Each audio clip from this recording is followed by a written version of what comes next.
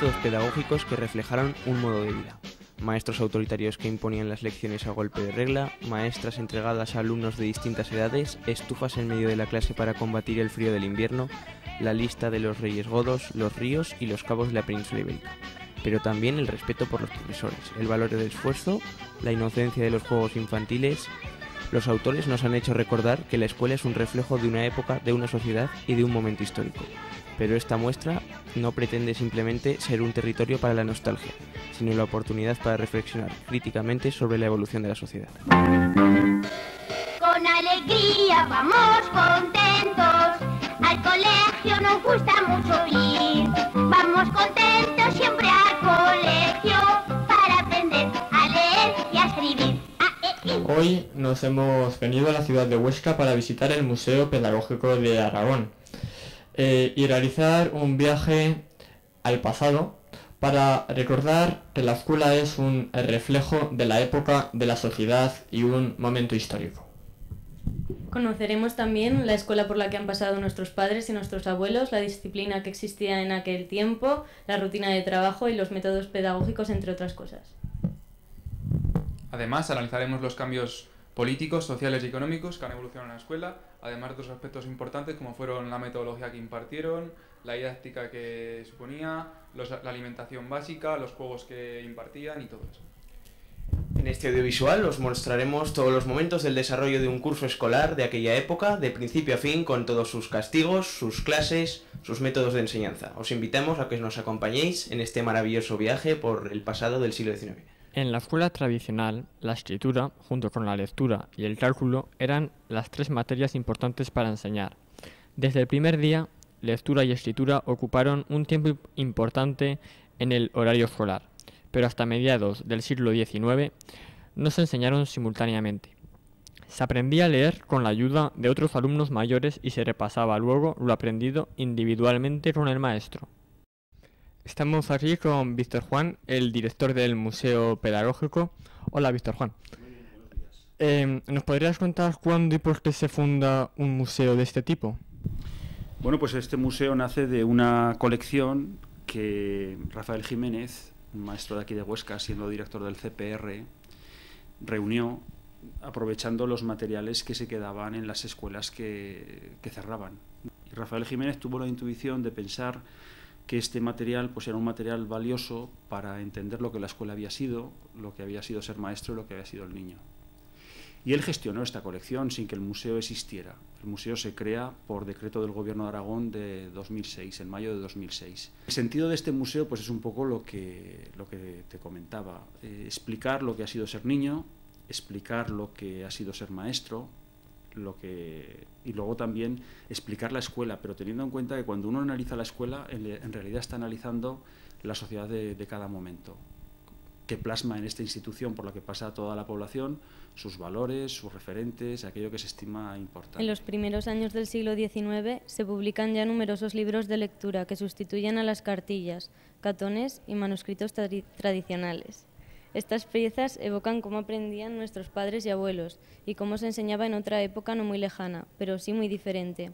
De la misma manera, junto a estos objetos, es imprescindible recuperar el patrimonio pedagógico inmaterial, el día a día cotidiano de maestros y alumnos, costumbres y tradiciones, canciones y juegos en el recreo, en definitiva, la vida dentro de las aulas. La emoción de aprender, los cantos infantiles, los amigos, los almuerzos compartidos a mordiscos entre la pandilla, la emoción de las pirolas, la seño que contaba muy bien en los cuentos los días de lluvia que no podíamos salir al recreo, los nervios al salir de la pizarra, las travesuras, los castigos, las risas, el descubrimiento del mundo, las excursiones o las salidas al campo, las labores, las tardes de cuentas, el tedio del tiempo que no pasa, la sabor de la merienda, a pan con vino y azúcar o a chocolate, los cromos, la comba y las canicas, la aventura de leer, los dibujos y las funciones de fin de curso. ¿Qué nos vamos a encontrar en el museo?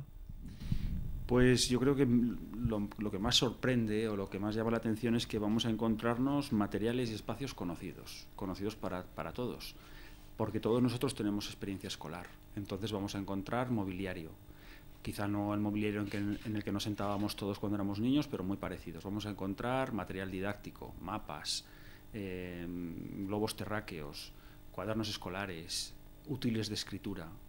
Entonces, lo que más llama la atención, o lo más particular de este museo es que no necesita una explicación, porque las piezas, a todo el mundo, tenga la formación que tenga, las piezas le hablan. Es distinto de cuando uno visita pues, un museo arqueológico o un museo de pintura impresionista, que a veces si no tienes una formación específica, pues hay muchas cosas que te vas a perder. Aquí hay un recorrido por la educación fundamentalmente del siglo XX. Tenemos 3 aulas reproducidas, con sus símbolos, con su mobiliario, con su material escolar. Hay algunas secciones temáticas dedicadas, pues yo que sé, por ejemplo, en Huesca fue muy importante Ramón Acín, pues hay un espacio donde contamos la historia de Ramón Acín, o contamos la maravillosa historia de la imprenta Freinet, de los niños que pudieron, como decimos en esa zona, transformar el mundo con palabras sirviéndose de la imprenta. Tenemos una zona también dedicada a la llegada de las nuevas tecnologías en la escuela. Cuando las personas vienen la primera vez, el espacio físico del Museo Pedagógico de Aragón, que está aquí en la plaza de Luis López Ayuda en Huesca, pues se sorprende, les parece grande. A nosotros nos parece pequeño. Hay unas 1.400 piezas expuestas, entendiendo que pieza para nosotros es un tintero, un pupitre o un libro de lecturas escolares. Pero la colección del museo crece permanentemente y actualmente tenemos unas 16.000. Las que no están aquí, pues están guardadas en un almacén del Gobierno de Aragón, pero que están a disposición de otras entidades que solicitan a veces exposiciones o para investigadores, etcétera, ¿no? Y todas nuestras piezas pues proceden del cariño y de la complicidad de la gente, porque son donaciones.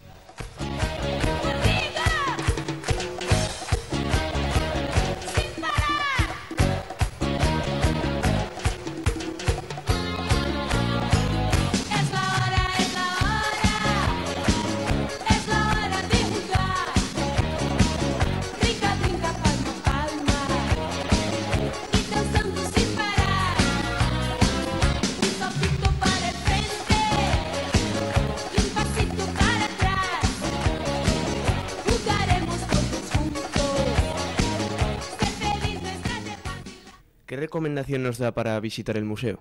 La primera recomendación es venir con la actitud abierta de sorprenderse de lo que uno va a encontrar. Y al mismo tiempo pensar no solamente en la escuela, en los materiales didácticos que tenían un uso pedagógico, sino también en la sociedad que sostiene en cada momento la escuela. Yo cuando hago una visita con estudiantes o con visitantes que tenemos concertadas, siempre les invito a pensar en el modelo de sociedad. Y te voy a poner un ejemplo muy concreto. Hay veces que vengo con estudiantes y luego ellas vienen el fin de semana con sus abuelas. Y me dicen, mi abuela se emocionó viendo las labores, recordando que ella también bordaba, que ella pasaba sus tardes cosiendo, haciendo jales, haciendo lo que sea. Y entonces la emoción de la gente, la emoción de las personas cuando recuerdan su infancia, que es lo que nos ocurre cuando uno transita por las salas del museo, eso no lo podemos evitar. Pero yo invito a que analicemos la sociedad y desde un punto de vista crítico, ¿no? Nos has comentado que solamente el 30% de las piezas que cuenta con el museo están expuestas de cara al público, pero entonces el resto están guardadas en almacén o dónde las podemos encontrar y qué procesos siguen antes de que pasen a la exposición de cara al público. Bueno, pues el Gobierno de Aragón, la Dirección General de Patrimonio, tiene una nave en un polígono que tiene todas las condiciones de seguridad, de conservación, de temperatura, etcétera, y compartimos con el Museo de Huesca. Entonces ahí tenemos un espacio donde está el resto de nuestra colección. Entonces, ¿qué hacemos con estas piezas? Primero, la conservación. Ayer o anteayer vinieron unas piezas de un instituto de Barbastro y nos lo dicen así: es un material antiguo de laboratorio, nosotros no lo vamos a emplear nunca, nos está ocupando un espacio, si el Museo Pedagógico no lo quiere, nosotros tendremos que deshacernos de él. Y yo lo entiendo, porque los centros educativos, las escuelas, los institutos tienen otras necesidades que no la conservación de este patrimonio, ¿no? Entonces nosotros, posiblemente, estas piezas que vinieron ayer no las vamos a exponer, al menos en esta sede, porque no tenemos sitio, ¿no? Pero pasado mañana, el año que viene, pues a lo mejor un instituto, un ayuntamiento, una asociación cultural, otra institución parecida al museo organiza una exposición que tiene que ver con las ciencias naturales en los institutos, y entonces este material que nosotros hemos recogido, que tenemos catalogado, que se le da un número y que forma parte de nuestro inventario general, pues esa pieza puede salir. Y de hecho, nosotros en 8 años hemos participado en muchísimas exposiciones en todo el estado, no solamente en Aragón. estamos catalogando nuestras piezas igual que el Museo del Prado, igual que el resto de los museos del Estado, con un programa que se llama Programa Domus. ¿Cuál es el mayor tesoro que consideras que está en el museo? A nosotros nos interesa poder contar lo que ocurrió en las escuelas, entonces hay que ir al material más común. No es tanto el valor material de la pieza única, del que va buscando lo exclusivo, sino que las piezas son importantes en el museo por las historias que nos cuentan. Por ejemplo, hay piezas humildes como los cuadernos escolares, los cuadernos que los niños redactaban, a veces por turnos o a veces cuadernos particulares. Nosotros mimamos mucho esas piezas, porque además nos cuentan muchas historias. Y en esta línea yo creo que una de las cosas más bonitas que nos ha pasado en el museo y que tenemos la suerte de tener además piezas para poder contar la historia, es todo lo que tiene que ver con la imprenta Freinet. Nosotros tuvimos la suerte de que en Aragón estuviese destinado aquí en Huesca durante un año el inspector Herminio Almendros, que es el introductor de Freinet y de la imprenta en España. Entonces él llegó aquí y enseguida contagió su entusiasmo a media docena de maestros aragoneses, entre ellos Simeón Omeya, que era maestro en Plasencia del Monte, un político chiquitín junto a Yerbe, y los niños pues trabajaban con una imprenta y lo que hacían era contar el mundo, y al contar el mundo también lo transformaron. Háblanos de las publicaciones que hay en el museo y de las memorias de un maestro de escuela. Yo termino las visitas con los estudiantes aquí en esta mesa y les cuento no todos los libros, porque hemos hecho 24 libros en papel, que es mucho, en los 8 años que os decía. Ahora, pues como la situación no nos permite hacer ediciones en papel, nos hemos inventado una colección que se llama Publicaciones Digitales del Museo Pedagógico de Aragón y tiene ya 5 títulos que se pueden descargar gratuitamente en nuestra página web. Cada libro pues, nos ha permitido recuperar la vida de un maestro, nos ha permitido recuperar pues, proyectos educativos que florecieron en Aragón, como los dedicados a la imprenta. Y en este libro concreto, por el que me preguntas, Las Memorias de Valero Almudévar, tuvimos la suerte de que este maestro fuese un maestro aragonés y que estas sean las memorias más antiguas que se conocen escritas por un maestro español. Este es un señor que había nacido en Loporzano, que se marchó a vivir a Madrid, estudió allí y con 21 años vino a Huesca para solicitar su primer destino. Y le mandaron unas escuelitas muy pequeñas de la provincia, algunas ya ni existen los pueblos, a Luzás, a Castanesa, y el pueblo más grande en el que ejerce es Aniés. El periodo de las memorias comprenden de 1864 a 1870. Estos son los tiempos más duros del magisterio. Esa frase de pasar más hambre que un maestro de escuela es debida al siglo XIX, porque el sueldo de los maestros tenían que pagarlos los ayuntamientos no tenían recursos y entonces no les pagaban. Valero Almudévar dice, me sitiaba el hambre, y lo dice de verdad, le sitiaba el hambre. Se ve obligado a desempeñar varios oficios, a ser secretario, a ser sacristán, a ser campanero, todo para poder vivir. Era tal sus carencias que primero no se atreve, estos pueblos que yo os he dicho, Luzás, Castanesa y Aniés, él no se atreve a ponerlos con su nombre completo, pone las iniciales. Fui destinado a A. que es Aniés. Pues bien, en Aniés, los mozos del pueblo un domingo lo cogen y se lo llevan a la chopera para darle una paliza, para que se fuera del pueblo, porque los ayuntamientos preferían no tener maestro a tener que pagarle. Son ayuntamientos muy míseros, con ningún recurso, ¿no? Entonces, son unas memorias que comprenden 7 años, de los 7 primeros años de ejercicio profesional de este maestro, en 3 pueblos de Huesca. Un amigo mío, que es profesor en Murcia, es un aragonés profesor en Murcia, ya me había hablado de este libro. Entonces yo se lo pedí, hicimos una copia digital y luego esto que tiene Jorge en la mano pues es una edición facsímil. Quiere decir que es una edición tal cual era el libro original. El color de las cubiertas es el color de las cubiertas, esas manchas estaban en las tapas, la tipografía es la misma tipografía. Lo único que hizo el Museo Pedagógico de Aragón es este estudio preliminar para contar quién era este maestro y para contar la situación de las escuelas en aquel tiempo, que es la introducción que firmamos José Luis Melero y yo. Para finalizar, gracias por el tiempo que nos has prestado y ahora, en vez de hablar del pasado y del presente, ¿nos podrías hablar del futuro? ¿Cómo crees que será la escuela en un futuro y qué mejorarías? Bueno, yo siempre digo que como educador, como profesor, además de gente que quiere hacerse maestro, soy optimista. Yo pienso que la escuela del futuro ha de ser una escuela que ayude fundamentalmente a entender el mundo. no tanto a transmitir información, porque la información va a estar ahí, sino que dé sentido a todo lo que los niños saben, a todo lo que los jóvenes ya traen desde fuera. A mí me gusta mucho un cuento que sé que habéis leído, y si no tenéis que leer hoy mismo cuando lleguéis a casa, que se llama La lengua de las mariposas, de Manuel Rivas. Y me gusta el modelo de maestro, don Gregorio, un maestro que era feo como un sapo, pero que todo lo que tocaba, dice el niño del cuento, todo lo que tocaba lo convertía en algo mágico. Entonces daba lo mismo que se dirigiese a un mapamundi o que explicase una lámina de historia natural, ¿no? Entonces el niño dice, todo lo que tocaba don Gregorio tenía sentido. Entonces yo creo que la escuela del futuro y los maestros del futuro van a ser esas personas capaces de dar sentido a todo lo que los niños viven, a todo lo que los niños saben, a todo lo que los niños pueden aprender fuera de la propia escuela. Esta es la oración que se rezaba cuando los niños entraban en la escuela.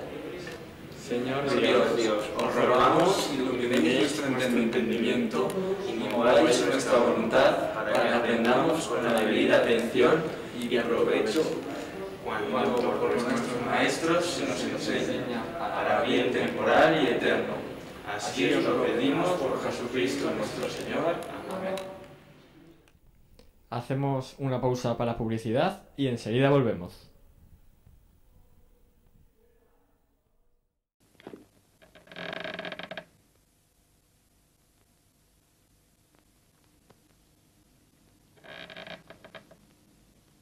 ¿Y para el recreo qué? Tengo otro. Su mamá le pone siempre 2 bimbollos, ricos bollos de leche y huevo para su recreo. Bimbollos. La escuela en la Segunda República. Se quiere llevar a las gentes, sobre todo las del ámbito rural, el progreso y los medios de participar en él. Se impone el término de escuela unificada, laica, gratuita y obligatoria hasta los 12 años. Se dignificó la figura del maestro y se mejoró su formación, pero con el estallido de la Guerra Civil, el 18 de julio de 1936, la enseñanza no pudo seguir teniendo el aliento y el respaldo que la República hubiera deseado seguir dándole. La sociedad de principios de siglo era muy cerrada y estable. La educación se centraba en la alfabetización de las personas, lectura y escritura, operaciones básicas. Mediante sobre todo la repetición, se pretendía que el alumno memorizara información, habilidades y pautas de conducta útiles para su vida adulta. La corriente pedagógica predominante de aquella época, la Escuela Nueva, obliga a una revisión y reflexión crítica de los modelos y métodos tradicionales de la enseñanza. Tenemos aquí los materiales que utilizaban los varones en su educación.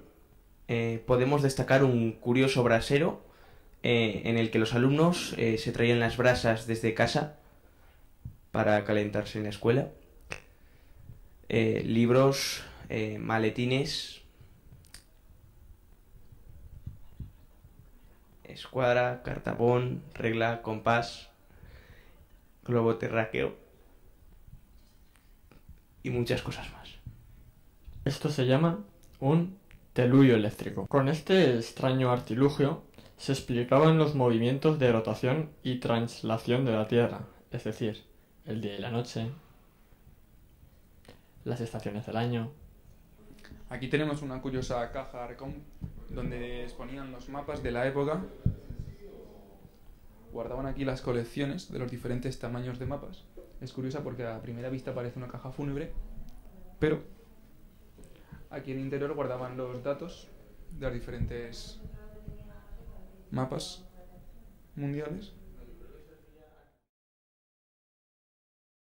Enrique García, el decano de la Universidad de Educación, de la Facultad de Educación. Enrique, para calentar motores, ¿qué recuerdos tienes de tu paso por la escuela? La verdad es que pensando en esta entrevista yo recordaba sobre todo los recreos, fíjate. Y cuando uno llega a la escuela, es decir, cuando uno empieza a hacer lo que entonces era educación primaria y que era aproximadamente con 6 años, pues uno va a los pocos colegios que existían por los barrios de la ciudad, que no eran colegios públicos precisamente, sino colegios privados, pero estaban cerca. Y las instalaciones eran bastante precarias, al tal punto que esto del recreo que hablo no es que fuera el patio del recreo, sino que el patio del recreo era la calle, en la cual no circulaban muchos coches afortunadamente. Y dentro, pues los locales, era un local como sin ventanas, casi sin ventilación, y aproximadamente éramos muy numerosas las clases, como unos 40.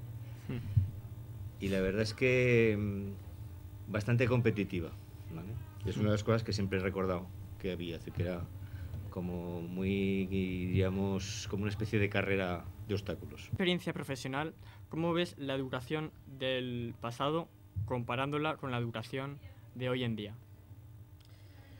Vamos a ver, digamos que hemos progresado bastante, ¿no? Es decir, bastante mucho mejor actualmente que no la que teníamos entonces. Como digo, eran unas instalaciones que ciertamente no tenían las suficientes condiciones materiales, de espacios, de profesorado. Incluso si yo no lo recuerdo perfectamente cuál era la titulación que podían tener aquellos profesores, recibían una formación como la que en estos momentos se recibe. Por supuesto que ni hablar de todo el tema de tecnologías, pero también es verdad que yo lo que siempre digo es que las escuelas, digamos, van un poco acompasadas con el propio desarrollo económico de un país, ¿no? Entonces, nosotros necesitamos todavía avanzar mucho más porque quizá venimos de una situación que era una situación muy, muy negativa, ¿no? Es decir, que quizá ahora estamos volviendo y cuando de repente pensamos, va a haber 30 en una clase y nos parece mucho porque habíamos conseguido bajar unos niveles muy bajos, pero hemos tenido tiempos, claro, que eran aquellos tiempos en los cuales había 40. Yo no, desde luego no quiero aquellos tiempos, pero tampoco quiero, diríamos, incluso aproximarme a ellos, que es un poco la tendencia que en estos momentos se aprecia. ¿Cómo crees que será la educación en un futuro? ¿Y cómo te gustaría a ti que fuese esa educación? A ver, la perspectiva es bastante siempre difícil de hacerlo, ¿no?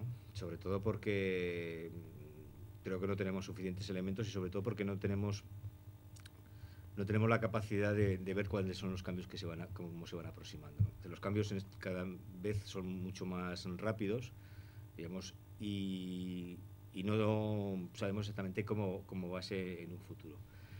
Yo me temo que la educación cada vez va a ser más un servicio y por lo tanto que va a tener que pagar, y digo que me temo porque que yo sepa la Constitución señala que la educación es un derecho que tenemos todos y por lo tanto la educación, bueno, pues antes se decía y para mí sigue siendo válido que la educación tiene que servir para la igualdad de oportunidades, mientras que últimamente no se habla casi nada de igualdad de oportunidades y se habla de la calidad y de la excelencia de la educación, ¿no?